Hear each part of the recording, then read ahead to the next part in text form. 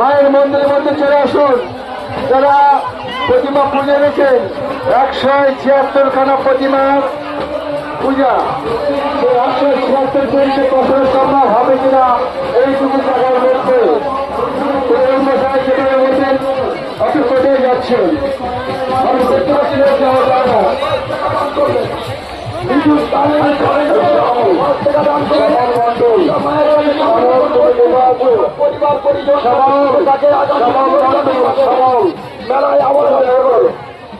সবল মন্ডল তুমি দেখা করো।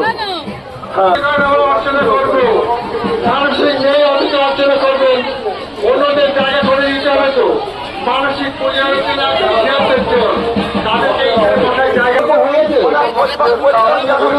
ভালো থাকে করতে পারি। আরো কোনটা করলে যাতে মন্দিরের মধ্যে একটু পরিসর জায়গার দরকার আছে। এবছর প্রতিমার ক্রমিক সংখ্যা যে হারে বেড়ে চলেছে, আগামী দিনে আমাদের একটু অন্য চিন্তা ভাবনা করতে হবে। যদি আপনারা আমাদের একটু চিন্তা করেন, মায়ের সংসার কাছে